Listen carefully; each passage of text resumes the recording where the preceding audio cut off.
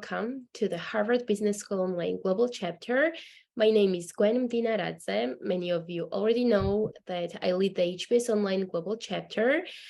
Besides Harvard, I'm the president and CEO of Speakers Alliance Canada, an international speaking and consulting firm based in Toronto, and the founder of an invitation-only networking platform, JANO, Joint Alliance of Networking and Outsourcing.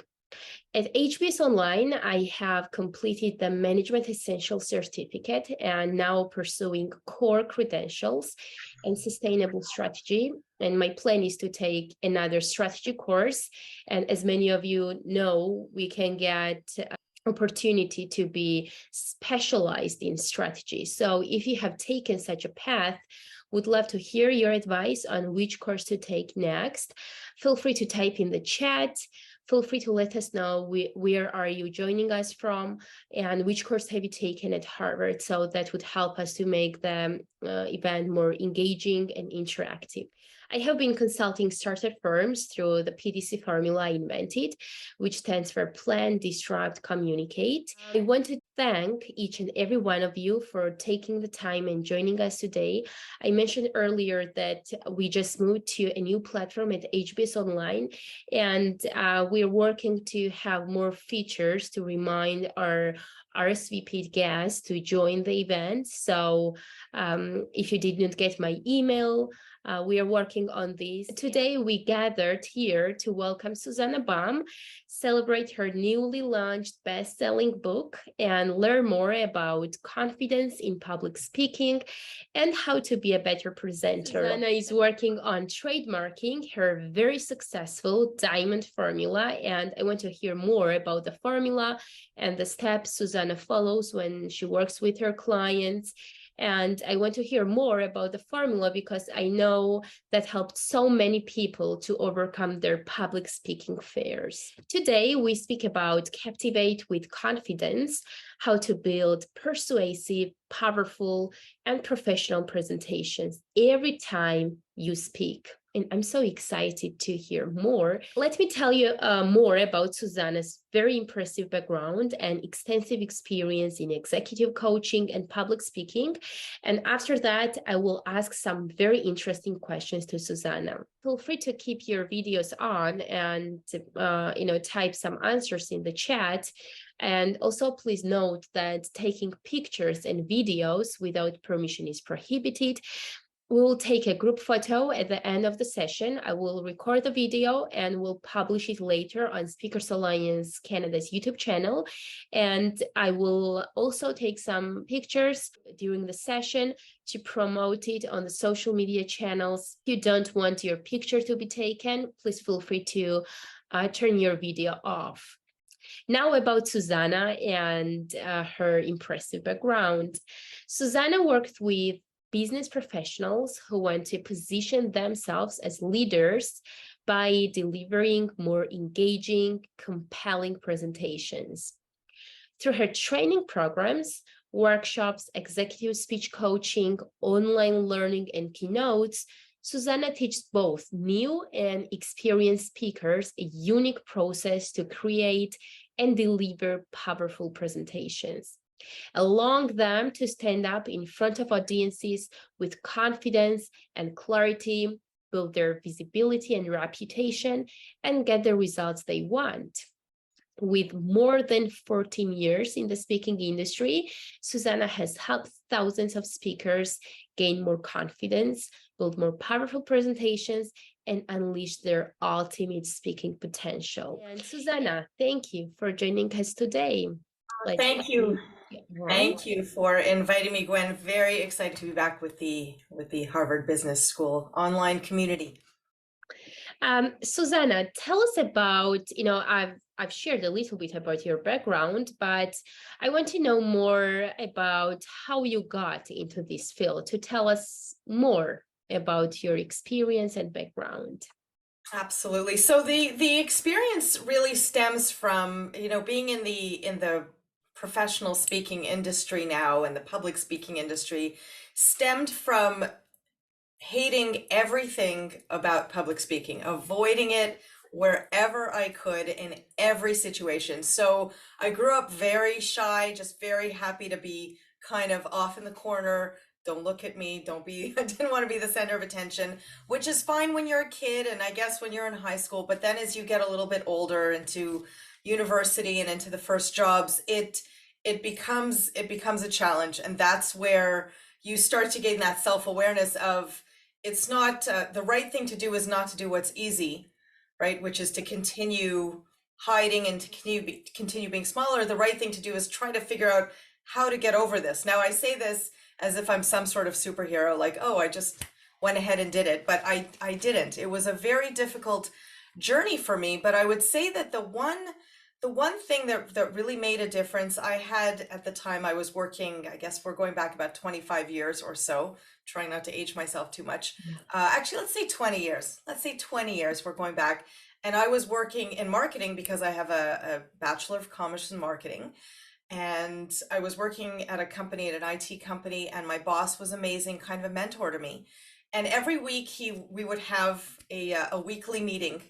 And at these meetings, he would ask me to speak up. He would say, okay, now I'd like you to talk about what's going on in marketing. And I would say, no, right? Or I would come up with every excuse that I could. No, I can't today. My throat is sore. Oh, I wasn't working on that project. Oh, I think you would be a better person to talk about it. Everything I could to avoid it until my first performance evaluation with him, where he sat me down and he said, listen, I know you want to go farther in this company. I know you want to go farther in your career, but you can't until you start speaking up. And that was kind of the first bell that rang in me, because I knew he was right, but I wasn't yet even ready to put myself in that place of discomfort, to put myself, where I could do that. I continued to say no at work. However, 6 months later, as I was continuing to be frustrated, I was getting more and more frustrated at work because I was continuing to hold myself back by not speaking.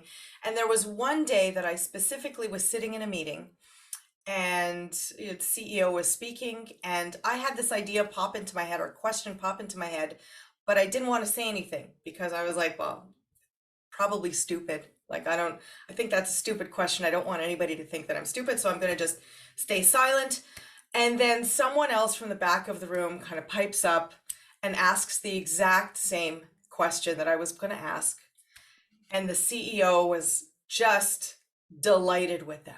The CEO was like, I'm so glad you asked that. We hadn't thought of it. You know what? Let's talk about it more. And if any of you have ever had that experience where you're holding yourself back from asking a question and then someone else says the exact thing that you're asking and they get the credit, has that happened to you? Like, Yes, it had happened yeah. many And that was times. a bit of and that was my red flag at that point, to just sort of start trying to figure out how to get over it. And and Julian is saying yes, like, this is so common and at the time so upsetting, but it's always those upsetting things and those frustrating things that give us that little kick to do something differently, because it's so easy to just continue doing what you're doing when it's easy. But it gave me a little bit of a kick, and I joined Toastmasters and I was there for a few years, and it was really when I took my first steps to speaking outside of the Toastmasters, sponsored by Toastmasters, but speaking outside to real groups, that I really something just changed within me. The idea that someone who grew up so shy and quiet would have people listening, quiet and listening and taking notes on what I was saying, was just such a monumental thing that it sparked within me just a desire to move into a different direction in my career. At that point, I still had no idea how to get there or where to go. I mean, that, again, we're talking 14, 15 years of a process, but thank goodness, and more thank goodness, because I've had the opportunity to meet so many people who struggle with this and who have such a deep expertise and so much knowledge, and they kind of hold it back because, of course, because we don't want to be judged, we don't want to look silly, we don't want to make the wrong move. But it's such a pleasure to watch people go from holding themselves back to feeling more comfortable releasing and sharing their insights, their expertise, their knowledge, their education, because it doesn't just help them. I mean, it helps everyone, right? It helps all of us. If we can share, we help ourselves and we help others who are the recipients of our knowledge. That was a great story, and I can relate myself to these, situations like that. Back in 2014, I launched an online course because it was, the mid 2010s, everybody had these courses everywhere, and I launched this course, and and the way I did the course, 6 modules, 1 hour on a teleseminar or a webinar, but I liked to script everything. So I literally script 6 hour long modules as part of this course, which was all about the diamond. So I know we're going to be talking about the diamond Right. structure, but it was really all about how do you build structure into the speeches? How do you create the course was called How to Create a Signature Speech That Sells. But as I got more into it, I realized it's not just people who want to give speeches. It's those who need to present at work, right? You present at work, present to your colleagues, present to the board, present to your clients, whatever. So it was all about how to structure the presentation, what goes in, what stays out, what stories, how do you, focus on the pain points so that you could connect with the audience early and really sort of take them through that journey. So I had created that course, and then someone who had attended the course said, if you just take all that content, there's your book. And I went, oh, fantastic idea. That sounds so easy. So I, created 20 chapters, and I tried to split up all of the content, and I worked really hard to do that, but it just wasn't working. You know how sometimes you're really trying to work on something that should work, but it's not coming together. And when you're in the zone, everything just flows, right? But it wasn't flowing, but I knew at the top of my head that I had all this content and it should be a book. But it took me about a year that I was playing around with it, and then I struggled a lot. It just wasn't fitting this outline, and I put it away. And then a couple of years later, I thought to myself, well, maybe it's time to start over again, because back then in I think it was about 2018, I was asked to go speak at one of the chapters of my speakers association, which is CAPS, the Canadian Association of Professional Speakers, in Calgary. I get there, the person who asked me to come said, "You have a book?" And I said, "No, I don't have a book." He said, "Okay, no problem, don't worry about it." I went to Calgary, and all the speakers who had books, they got to put them at a table at the back of the room, and there was this giant table with tons of books. And I thought, okay, there's really no excuse for me not to have a book anymore. So in 2019, early 2019, I picked it up again, and I would go to Starbucks and I would, write little pieces. I created a new outline, which fit a little bit better. And I would go, so about 2 months straight, every Tuesday morning, I'd get my cappuccino, sit down in my favorite spot, and write for 2 hours. And, a little progress, right? I mean, again, a giant book doesn't get written in 2 hour segments at Starbucks, right? But it was every little bit helps. But then, I missed a Tuesday, and then I went on vacation, and then my son's, summer break came up, and everything just kept throwing a wrench into the plans, and I stopped.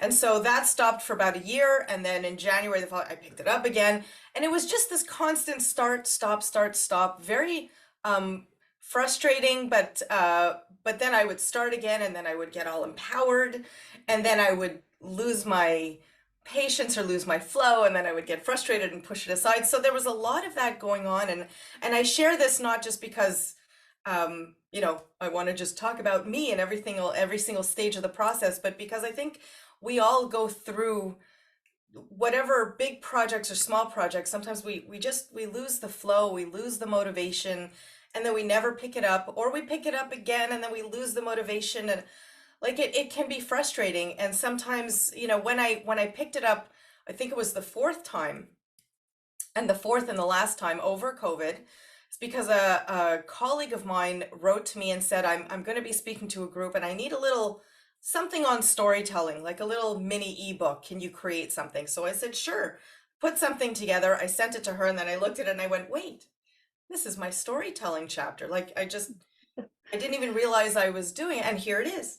So that was exactly what compelled me to restart, because I realized, well, now I restarted the book without even realizing it. And then through that summer, I worked at it, and even if it meant all I could do was 20 minutes of writing, that's all I did. For me, it almost seemed like the less time I had, the more I would write, because I would push myself a little bit faster. All that to say, 2 years ago, 2020, September 2020 was the first time I had the manuscript. And then it took another 2 years, because you guys, I'm very much a procrastinator. And life happens and things get busy, and it was, over a year for the editing process, because I kept rewriting and rechanging until editors and everyone had to sort of put their foot down and say, stop doing what you're doing. And still supporters at every stage saying, just, it doesn't even matter anymore, just get the book out. It doesn't matter what the title is, just get the book out. Like, I spent 6 months almost asking, what should the title be? Here's like 10 options. I would put it on LinkedIn, and I would ask my friends, and I would ask colleagues, what do you think? What do you think? What do you think? And some people are like, doesn't matter, just go, just pick a name and go, because it doesn't matter. You just need to get the book out. And so, and that was it. There was a lot of moments where uh, what's the question? I had to get out of my own way, because I was the one constantly to wait. I need a title. Wait, I need to look at 12 designs for the book. Wait, hold on. What what does everyone think about this? And then I would wait for responses, and until people said, don't, just stop and do what you know is right. And if it's not right, you can fix it later, just go. And a lot of this was a learning to me of how much faster, not how much faster, but just getting out of your own way. And since then, I try to be more mindful, since the book sort of opened this up to a tendency to do that. I try to be more mindful of, where do I block myself from progress or moving forward on something, because I'm just taking too long for no reason. And so, Well, um, why no reason? You were extremely busy. okay, yes, I was Yeah. extremely busy. Yes, still working, still family, still Yeah. everything. And I'm so excited that Harvard community has this opportunity to hear from you. And actually, Sebastian said that he's reading your book right now. I'm so Yes, excited. I thank want you. to, Yes, indeed. It's Yes, yeah. really good. we were Very texting interesting on story. LinkedIn too. Yes. Yeah. Yeah, it seems to me that many people shy away from public speaking, and they don't like it, or they don't want to do it. And I think those people may be the best audience for your book, but they don't even want to put themselves into those situations. How do you address this issue with people who may be in that situation? Most notably, the type of person who does speak for work a lot, let's say a sales, well, not even in sales, just in sales, like someone who gives regular presentations. They're in training, they're in sales, they're a VP, they have to speak to their team, so they speak uh, quite a bit, but they know that they can be better, right? They just know that they could be better, um and they want to be better, but they're not quite sure, right? They know they're maybe leaving money on the table, maybe they're not connecting. So sort of in the sense of that mid level, not necessarily nervous, but not necessarily getting the results that they want. And at the same time, there's the higher level speakers, the ones who are speaking to large audiences, whether it's the CEOs or high level professionals or other authors, or they are getting out there and they're speaking to larger groups. And they know that people look up to them. They know that they inspire other people, and yet they feel they can also be better, but they don't know how to get there. They don't know what's missing to connect with the audience, and what's missing to help them just reach that greater height, I guess you could say. So with that in mind, those are some of the key people I had in mind when I was writing this, because I've worked with high level VPs and CEOs who, get me in a room and they're like, don't tell anyone, but I'm freaking out about this presentation I have to give. And there was one woman in particular, and she actually made it into one of the case studies in my book, that she knew that people looked up to her. She's like, I have this huge responsibility because I have these sort of junior people in this company. They're looking up to me as the high level female professional, which was a little less the female VP, which in that company she was still sort of a little bit more of an anomaly in that sense, but I think that has changed since. But she knew that a lot of people were looking up to her, so there was that added pressure as well. So those are the three types. Now, the question you had asked is how do I address the people who need this the most? Kind of the people who are feeling the least confident. Was that what you had asked, Ben? Yeah, I guess. Yes. Yeah. Yeah. So, Needs more confidence, I guess. yeah, they need more confidence. Only people who are ready for this message, and who are ready and who have that little inkling and that feeling like, okay, you have to step up a little more. You can do this.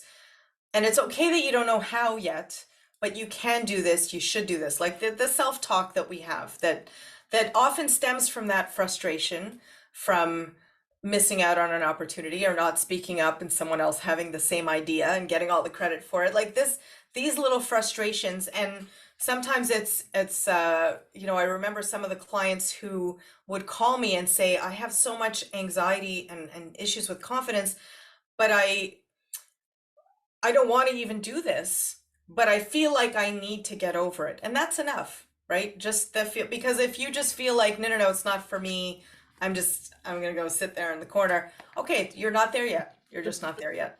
So it's really, I think a big piece of this is reminding people that,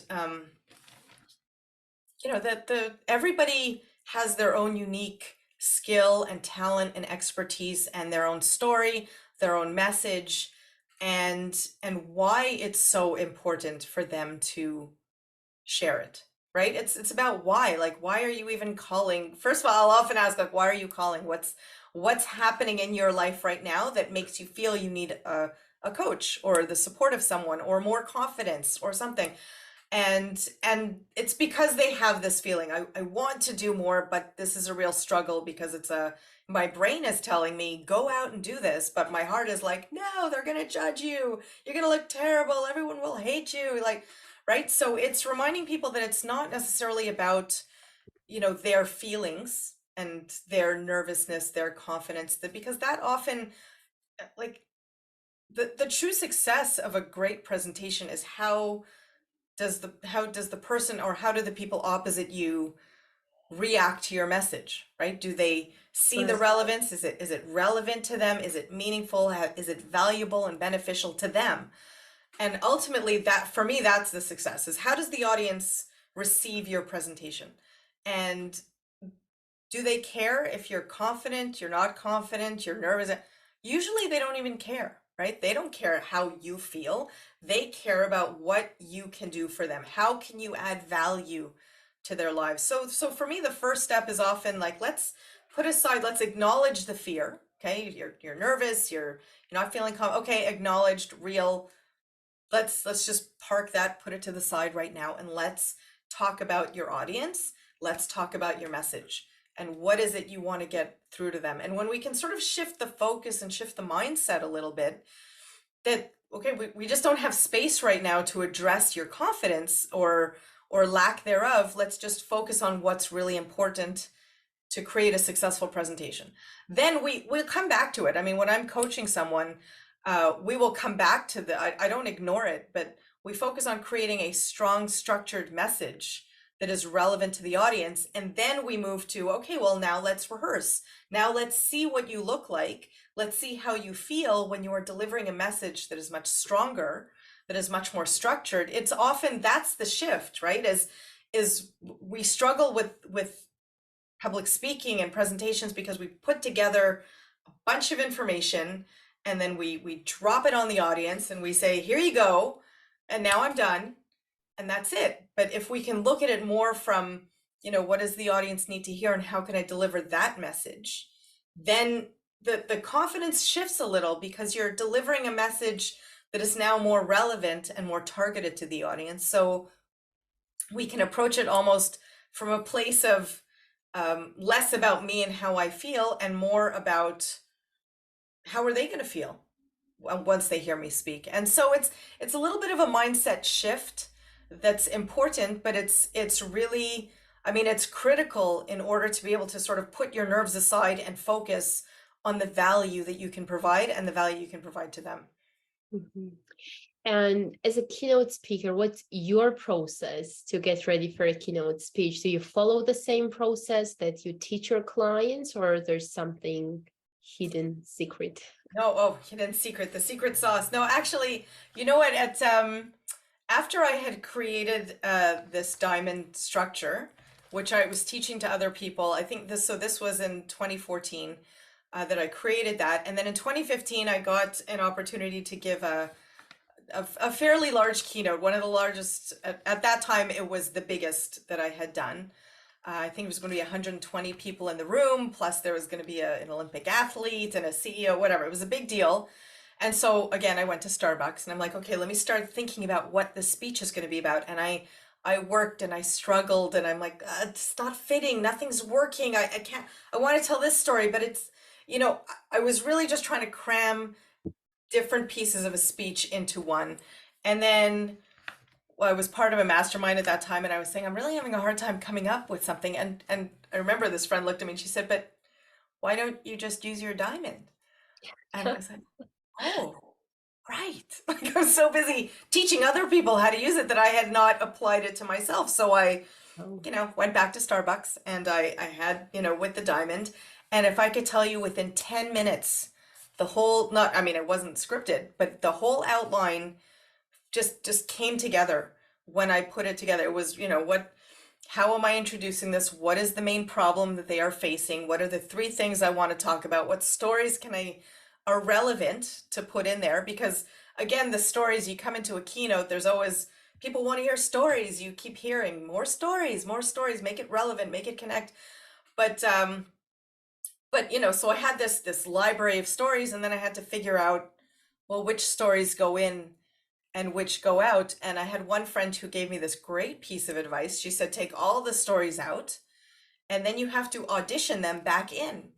And so it may be that there's this amazing story you want to tell, but it doesn't fit with this content. Then you have to put it aside and just lose the attachment to the stories and just put in the ones that really are relevant for your message and for the audience. So it was a whole process of, and again, the diamond with establishing what elements need to be in each presentation. So, oh, there it is. Thanks, Gwen. Which elements need to be in and how do I apply them? And again, like I said, within 10 minutes, I had the outline that just, the funny thing is all the information is in there, right? It's all in your brain. It's all in there. It's just, how can you get it out in the easiest way possible? Because the initial oh, thanks very much, Sophie. Great advice, thank you. Because I had so many ideas of what needed or should have gone into that keynote, and they were all fighting with each other and I couldn't get it out. But when there's a flow and a structure and a guideline, for me this diamond was the framework of, okay, what do I need to look at first? What's the problem they're facing? Okay, this is the problem. Great. So with that being the problem, what three things do I need to address to help them move past the problem? Okay, these could be the first three. High level, a lot of editing goes in, but then within each element, within each point, what can I talk about? What stories can fit? What jokes might be able to go in there? What pieces of content need to go in there? Like it all just flowed so much easier that in the end I was like, well, first, thank goodness for that friend who suggested that I, use my own tools to create my keynotes. But since then, I can't do anything without it. And even when I work with my clients, I send them, even before we start working together, I send them the diamond, I send them a little audio that I create about it. And I say, you need to know this because we need to start on the same page so that when I ask you questions and we start building your presentations, that I'm following the structure and you understand the structure, which just is meant to make everything about presenting easier. a better message for your audience, stronger, more structured, more focus, and, you know, engaging to the audience as well. And what I like the most is it's kind of a workbook. You can write down some of the answers and then you can reread and kind of better understand all those steps. It's here. Love it. Me too.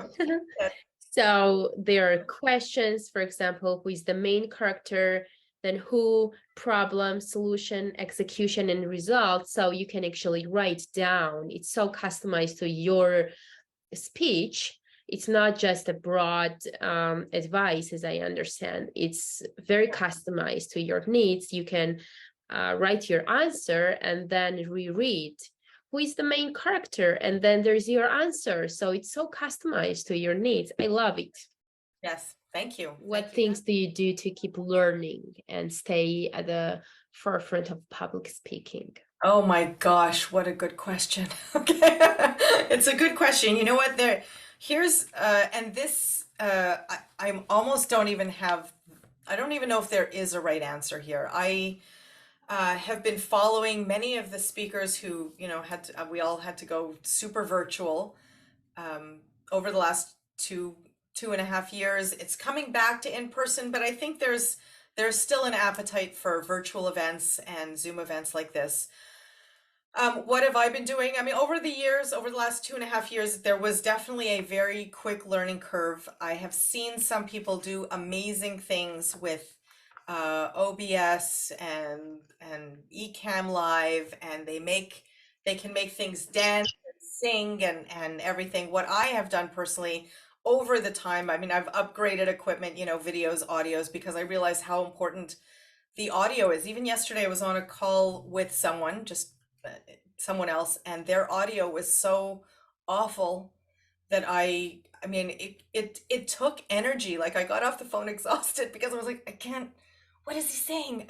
I'm not sure I caught half of it. So I understand how important it is to have the good video, the audio, but also to keep the connection elements in there too. So while I have chosen not to go completely all out with a giant video studio with switchers and things at this time, I tend to rely more on the funny, you know, funny audience pieces. So, you know, often I actually have here, I'll show you, these people tend to feature into my presentations. I have superheroes that I feature into my presentations, that they come into it. I have, you know, I talk about, you know, always being on time. I have little props and little things around that are used really to create the connection, because I don't want the technology to take over what is supposed to be a learning and a connection piece. So I think there's a fine line, and really, if you can manage the technology really well, and I've seen some people do amazing things with it, then go for it, as long as you make sure to remember that the connection to the audience is the most important thing. But Yeah, it's Sebastian, very I want to interesting. hear more about you because he's reading your book, Suzannah. Yes. Yeah, my grandfather wrote one a few years ago. My uncle too. So maybe one day, I don't know. Yeah, maybe I'm next. Yeah. The story, like she was saying, the first day she stepped into a meeting room and she was delivering her speech to CEOs, executives, and she realized like the thing, the with the pen, when Yes, the fancy when pen. the fancy pen, yeah. Yeah, it's interesting to see yeah, the story to learn more about how you did it, basically. Yeah, yeah. Well, that was, as Sebastian says. So now also part of my props, I have fancy pens around. Okay. Right? I like to surround myself with the fancy pens. But yeah, just a quick, you know, I didn't go into as much detail in that story, into that story, but that was the moment that I knew that I wanted to do this for a living. Was Toastmasters had asked a few of its members to go and give a presentation to some university alumni, McGill University alumni, and I volunteered with 3 other people. And that was the moment, you know, that my first professional, I wasn't paid for it or anything, but my first outside of Toastmasters speech, and there were about 30 or 40 people in the room, very dressed up, very professional, very, you know, everything that I thought one day I'm going to be like that with those nice suits and shoes and purses and whatever. And there were these two women in front of me who were, you know, everybody sat down for the presentation, and I had 7 minutes, me and each one of our, all four of us had 7 minutes to present. And there were these two women, and I looked at them as I was presenting, trying to remember what am I going to say, because it was so highly memorized, because that's what I needed to do at the time. And they both pulled out fancy pens, which to me, again, I was always just a plain old pen person, but they pulled out these fancy pens and they started to write down what I was saying. You were impressed, yeah. It's Yeah. And if I could tell you that that it was your own words that they were writing down with fancy pens. Absolutely. That's interesting. That was the moment where I was like, that you know, important people would write down what I'm saying. Like, even they're writing down what I'm saying. Like, how could that even be possible? But they're also writing it down, you know, fancy pens.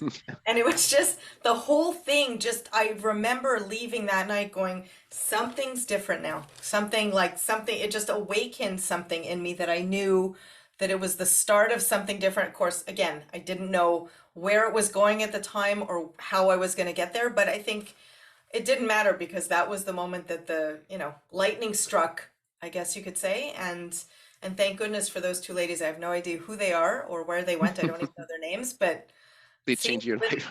But they changed my life. These two ladies just changed my life by writing down what I was saying. So it's it's these small things that create such a big impact, sometimes in your life and sometimes in someone else's life, right? Like Kika, who came and spoke on something that is now given Gwen a different direction in one way. So it's amazing. Thank you. And thank you, Sebastian. I mean, it was fun chatting with you over LinkedIn, and You're really welcome. appreciate this. I'm looking forward to finish your book. Yes, thank you. That's exciting.